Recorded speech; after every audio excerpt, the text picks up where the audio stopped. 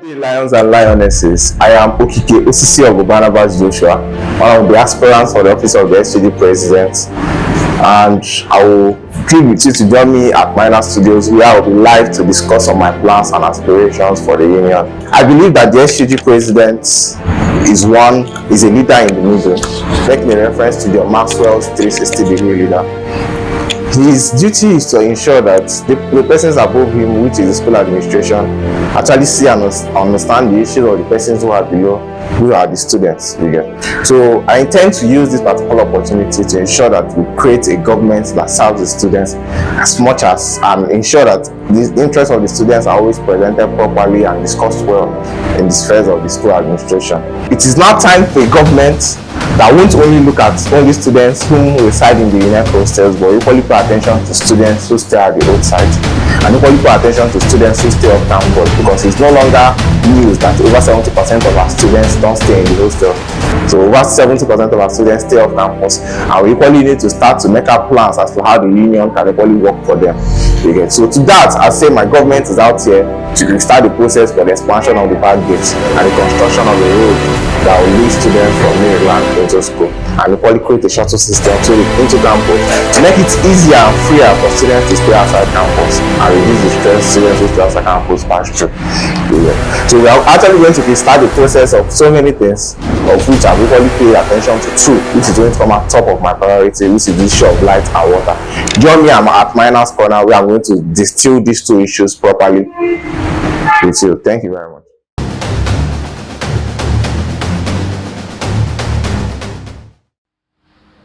Hello everyone, welcome back to Miners Corner. This is Irene, reporting live, bringing you Unec the sites. So today we have a distinguished SCG presidential election candidate at Miners Studios to give you details and facts about the upcoming election. Sit back and relax.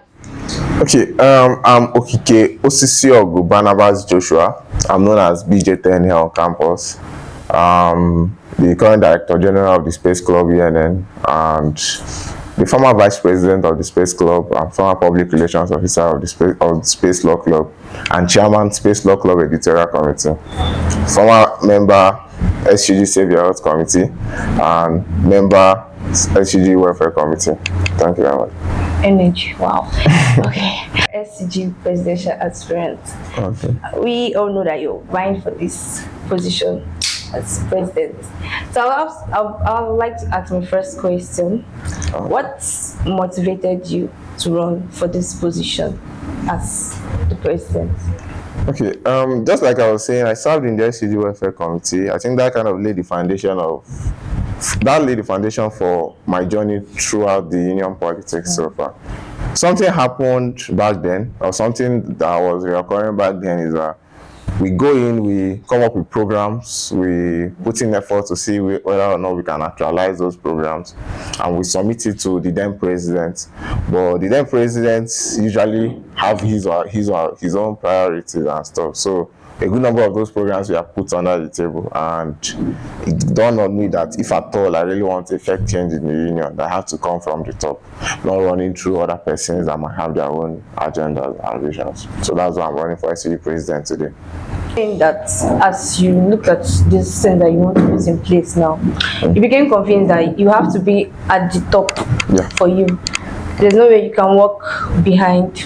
You were ready to make the sacrifices for it. You were ready to accept what was coming in, and you're very sure that you're fit and okay for it. Certainly, I'm fit and proper. All right. So what are your plans and things you set to achieve if elected as president, SCG president? Okay, first, just like I like telling people, I'm not God. You get there are over 1,001 issues that affect students' life here on campus. So I cannot solve all of them in a 7 months go. In fact, it's no longer up to 7 months, because by March next year we'll be writing our second semester exams. So that means that at that particular point the new government should be talking of handing over to another administration. You get? And the way we cannot solve all of them. What we can do is to streamline it to two, which I want to pay rapt and specific attention to. That's the issue of light and the issue of water on campus. So those are the two I want to pay rapt attention to. The issue of lights and water. Okay, these have been pressing issues, yes, in school. Let's start with the issue of lights first. The state of lights. What are the areas that we're having issues with lights? Okay, our school being an academic institution, light is something that students need. So not just read, equally make their researches in that, and in the absence of which they won't be so productive. You get? Sometime this year I was representing the school in an online debate competition, and one of the things that affected our performance in the final was because we had to join in late due to we are looking for a laptop for us and login and stuff, and those things are quite challenging, particularly during exams. We've gone through about 3 semesters exams now with no guarantees of whether or not we are actually going to have light for us to use and read. So you have students who have exams the next day having to come for night class, and they don't have any light to read. Since the school generator spoiled in 2021, nothing has been said or done about light issue on campus. So that's something we need, and I plan to actually change when I get into government. That's a good point. So what are the steps, or what are your plans towards ensuring that light is no longer an issue in school? Okay, on the light thing, there are so many persons have come up with their own solutions to it, because during the SGG Twitter space, many of the aspirants, at least I was able to hear firsthand what they had in mind. A good number of them were arguing about getting off a new generator for school. Though me, I'm arguing to the contrary. Instead of getting a new generator, we are going to spend over 25 million naira. That's a new generator that can carry the entire school. I think we should start investing in solar energy, which is much more renewable and sustainable. Okay, but before we get to that, the issue we have now is elections are at 1st of this month. Exams are starting 6th of November. So it means the new government will have about 7 days to create a solution to the light issue before exam starts. Else we'll be entering another exam cycle with stout light for us and read. So that means the big promises of either getting there or installing solar are not feasible at that particular point. So, but something we can do is this. I can spend the 7 days trying to renegotiate with EEDC people about as to our light formula. So instead of them giving us light during the day, let them give us light at night as a matter of certainty. In the day, we read with the natural light. You get, and that will create a solution to the problem without necessarily needing to expend your money. Though that solution is for the meantime. In the longer term, I intend the implementation of the use of solar energy across hostels. You get, my argument is this: even if you get your generator, you still need a system for you to fund it, to keep fueling that particular generator, and it's not something the school budget at this particular point captures so well, and it's not something the SGG itself can handle. You get, so that's why instead of spending money on something facing up, let's put money into the future. That's why I said let's move towards solar energy. Solar energy. So you're talking of this EEDC, making contact with EEDC to ration the lights and change the ration. Do I think that we're going to be depending on NEPA or EEDC for light and night? A situation where there's general power outage or electricity issues at that exam period, not just in the school, probably general. What are we going to do? Because I think, or I don't know if generators have been helping us in the past. You know that for the past like 2 years, or was it 2 years ago, we had a school generator that we usually put on around 7 o'clock. So in this case now, where we're looking at using EDC, depending on them, there's power outage generally. What are we going to do? Okay, why I'd say the EDC solution is something for the meantime. It's not something that we're going to be reliant on continuously or in the long run. You get. It was in 2021 that the school generator spoiled, and I think if I can recall correctly, based on figures we are given when I was in the welfare committee, the school spent a good amount of money to repair that particular generator and it spoiled a week later. You get. And beyond that, the prices of fuel in 2021 is not the same thing today. There was subsidy in 2021, there is no subsidy today. So that means you can't even write out a budget now saying that, okay, this certain amount of money will be spent on fueling a generator. You get. Because as you're planning the budget, you don't know where the prices of fuel will be in the next 1 week or 2 weeks. You get. But then I had drawn an analogy of the time frame. It's just 7 days for us to create a solution to the light issue. That was why I then said let's look at EADC as an alternative. You get. And it's not like a long-term alternative, it's a short-term alternative, at least for this exam cycle. Before the next exam cycle, we must have worked towards the implementation of our solar project. Okay. Since it's temporary, achieve this and this is it. Alright, so we're moving on to the aspect of water. Sorry. Okay. So water has been a problem too in school, especially in hostels. Also, some hostels suffer water. Are there also plans for good water supply in school? Okay. When I started speaking earlier, I had made reference to my experience in the welfare committee. The water project is not something that started now that I'm running for president. It's something that we had worked on back then. We termed it the UNN water project. You get. The target was this: students who stay in Nsukka pay the same school fees and hostel fee that we pay. You get. In fact, some departments down here in Unec pay more than them. But those students get to enjoy light from school, they get to enjoy water from school.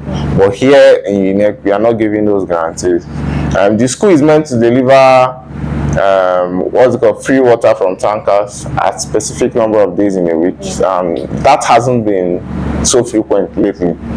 So the idea then was, let's look for something that we can have permanently that might not necessarily need some persons carrying water from a location to bring down to us. So we then looked at the hostel wells. You get. The idea was this: use the wells to pump water to a reservoir that then sends water to each of the series next to the toilet, thereby making water available to the cleaners to keep the toilets clean, and equally make water available to the students who use the toilet. Okay, so that the general condition of the toilet is improved. You understand? So what we'll be working on is this: we'll be cleaning up some of the wells.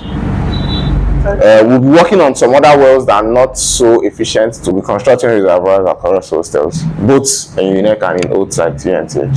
So that's the water project all about. Yeah. Alright. As government, I've been talking about accessibility of the SUG president to various student bodies. Some parents feel like they're not well represented. They are usually overshadowed. Because if the SUG president is coming from HESA, center focus is going to be on HESA. If it's from LOSA, center focus will be from LOSA. Are there any measures that you've set to implement to unite or unify this student body to avoid sidelining some departments? Okay. First, I would like to say that the SUG is named the Students' Union, emphasis on union for a reason. One thing about unionism is that if you don't move in synergy, if you move with cracks, you can never get something done. And if the union is functional, it benefits the students in HESA as much as it benefits the students in law, medicine. You get. Why I plan to change? In fact, when I worked with the SUG vice president, I discovered an issue. In fact, it's coming from the issue was from my faculty persons. The program we are working on then was the what's it called?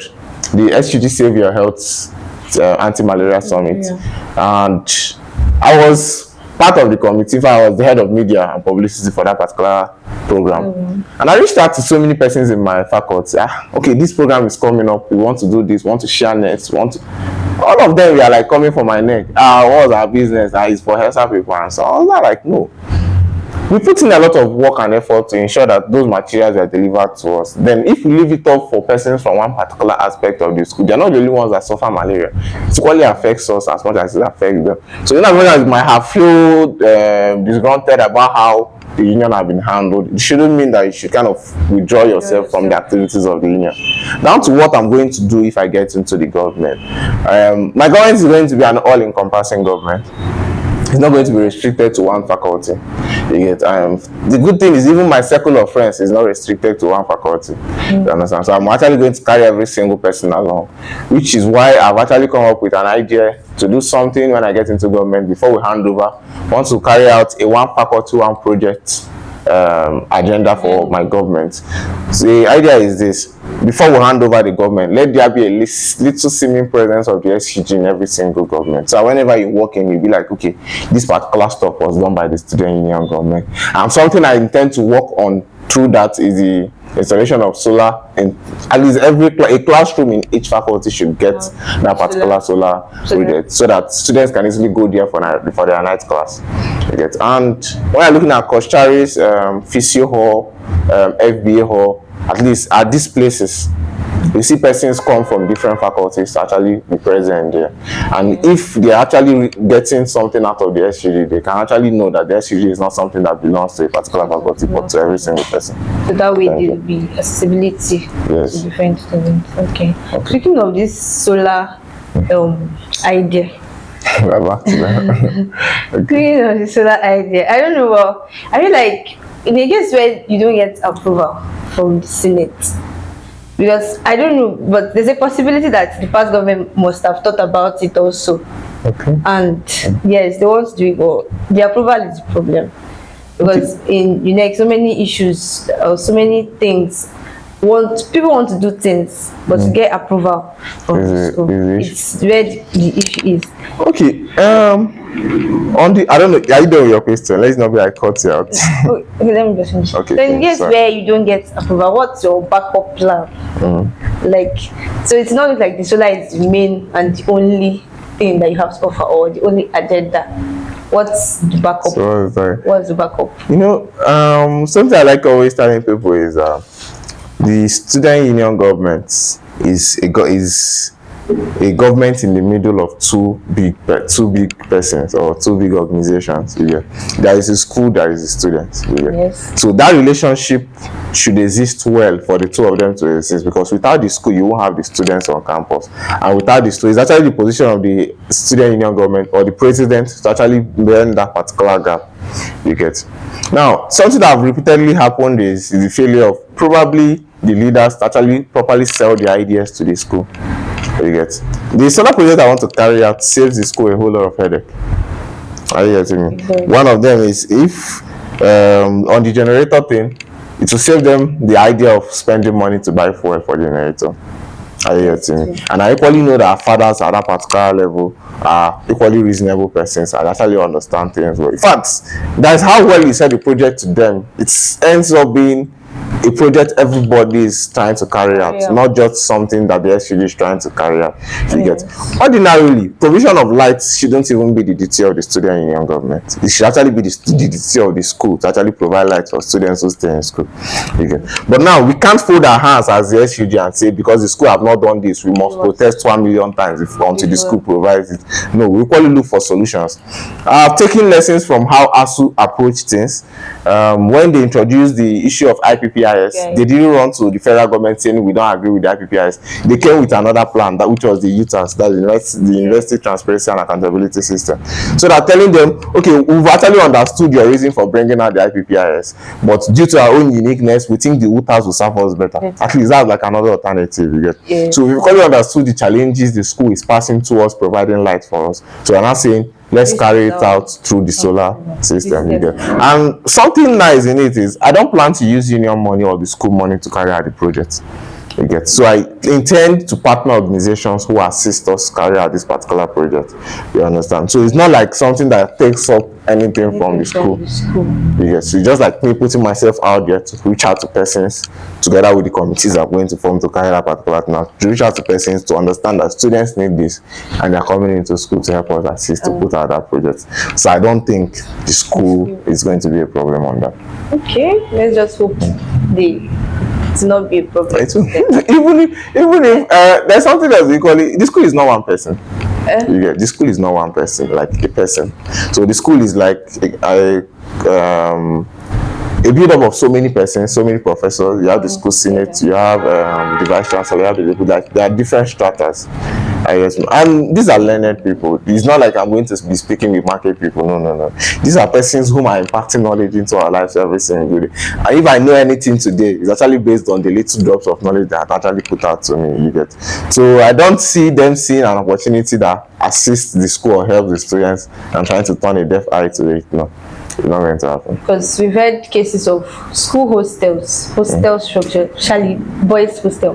Now we have just two hostels, Jade and ID. And then we've had news of people trying to offer help to build hostels that's outside sources, not even from the school. And to get approval too, it's still an issue. One of our professors mentioned something like that. The problem they had was those persons who want to build the hostels wanted to be the ones fixing the prices for the hostels. Yeah. So the school didn't want to fold his hand and allow the students the quote and unquote rates of their money. You get. So that was why they've actually obliged that. So the thing is, there are going to be challenges. The school doesn't outrightly reject offers. Because there are actually going to be challenges with them. So it's actually my duty to always ensure that whenever I bring up a proposal that is turned down, I work on that proposal to make it much more acceptable. You get. And should the school equally decide not to accept it, then the school should equally come up with its own alternative. Because we can't fold our hands and allow students write exams without lights. It's not possible. So thank you. Let's hope all the plans go through as planned. So let's come back to the election proper, because we've talked about your plans and sign-ups. So what do we expect from you, your team, this election, given that you have opponents, strong, oh, no, let me call them opponents, fellow aspirants. Okay, fellow aspirants. Yeah, I think that's the better way to put it. Okay. From you. I've always been an advocate for politics without bitterness, you get, and it's something I don't plan to change anytime soon, you get. Why there might be confrontations here and there, confrontations from other aspirants, I will probably try to avoid the direct engagement with anybody. Reason being that there is life after elections. Yes. The only reason why we are running for these offices is to ensure that we improve the lives of students, not fight each other. We can't tell persons that we want to come and help solve issues on campus, and those persons are still not fight ourselves. That means after the election, if I might need help from one of the persons that are around to actually help me carry out one of my projects, I cannot go and look at the person face to face. That is problematic. You understand? So I'll carry out my campaign in a cordial way. Okay, that's first. Then on the second, I've decided to tag my campaign impact. The target for me is not just about running elections and winning elections. You get. What we should do leading up to the election should be able to those little things. Our target is to ensure that it creates impact on the lives of students. And beyond the election, we want impact to be a mantra that guides our government if we're elected by the students. So that at the end of our government, about 7 months, that we're able to do one thing or the other that left or created lasting impact on the lives of students. So, given that you have an aspirant from the same faculty. Okay. I don't know, but does it not like affect your chances, your both chances in the election? How's it going for you? First, I know, speaking of my colleague and my friend Capital, we've been classmates since our first year.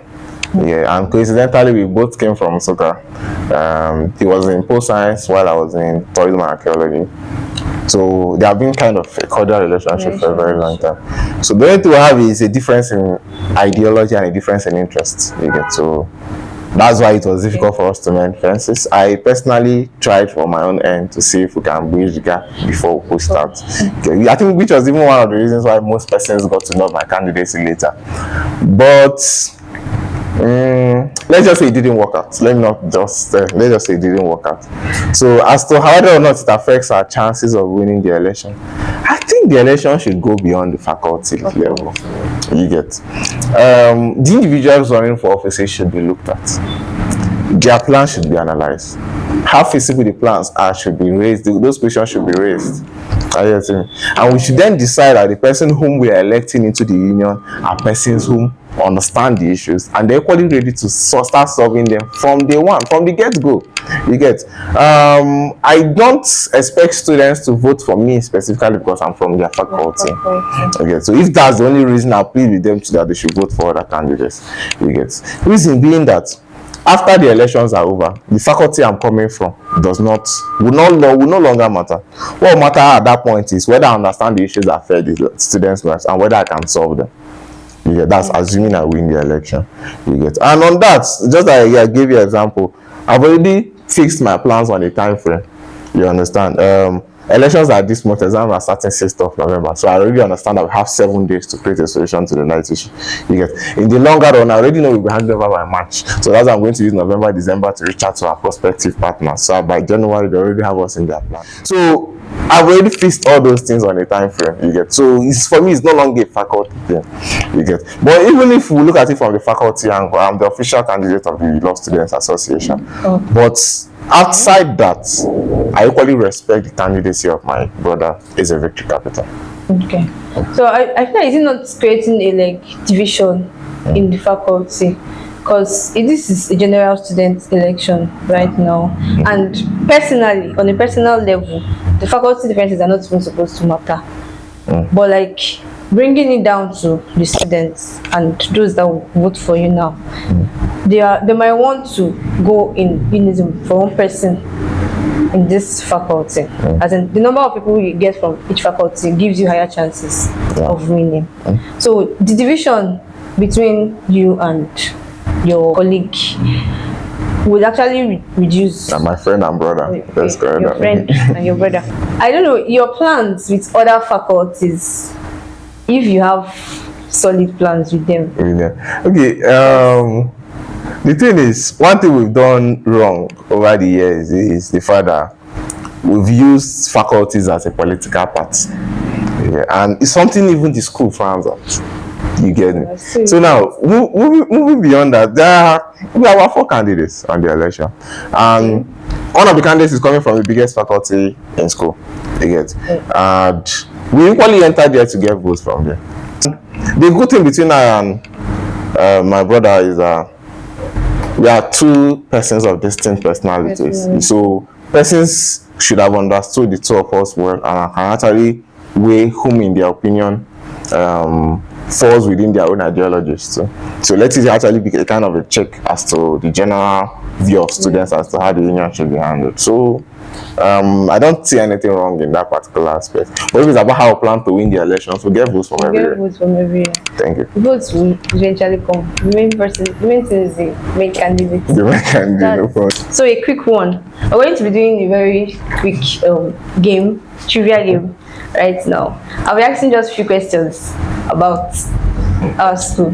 You just give me one answer. Okay. Are you ready? I'm ready. All right. The first one here is hostel or off campus. Would you rather stay hostel or off campus? That's actually a tough question. But I would say hostel. Reason being that it gives me a opportunity to get to school easier than staying off campus. Especially now that staying outside campus is tough. Especially when I'm coming into school under the rain and I'm walking through mud. That building and back gates is not an easy thing to experience. So I'll say hostel. So since you're saying hostel, which is it? IJ or GH? That's a tough one. Okay, before I'll be so close to GH, but I now stay in IJ, so I'm IJ. IJ. Yes, IJ. Coscharis or MPB building? I don't actually read in school, but I'll say Coscharis, man, because that's the only place I kind of stay in school to read at all.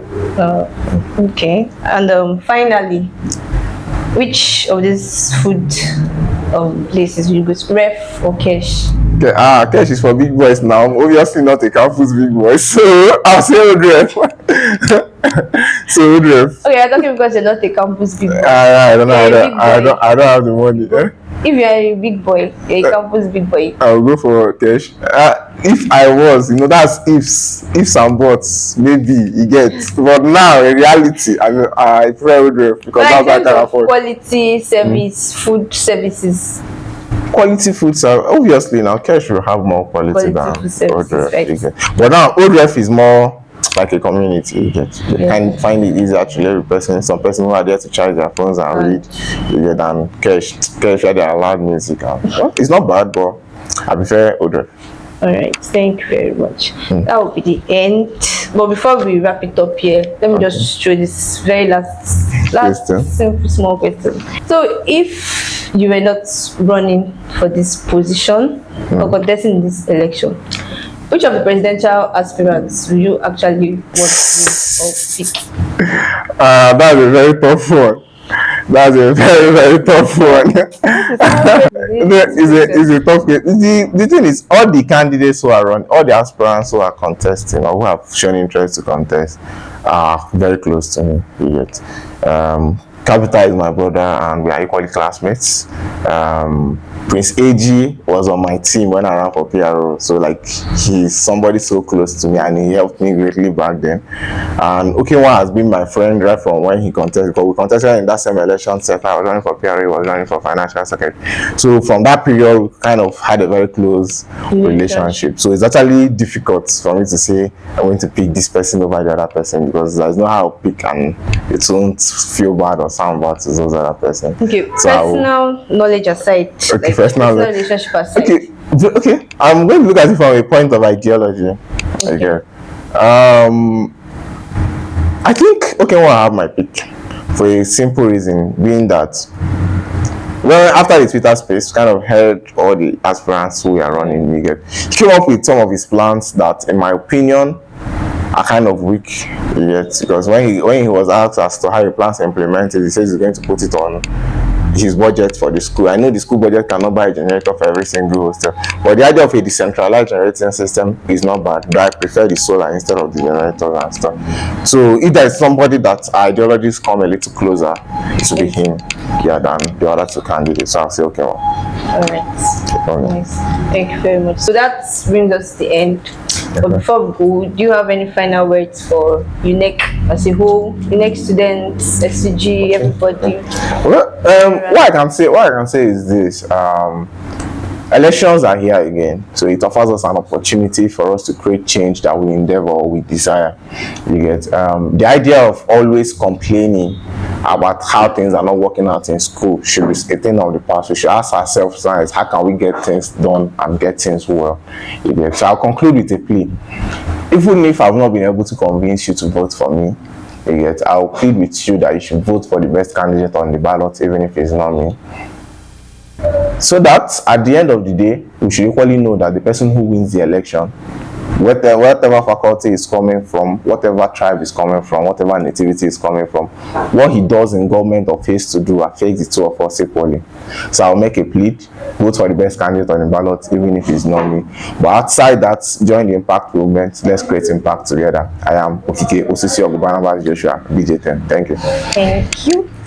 So that brings us to the end of this wonderful interview session at Minus Corner.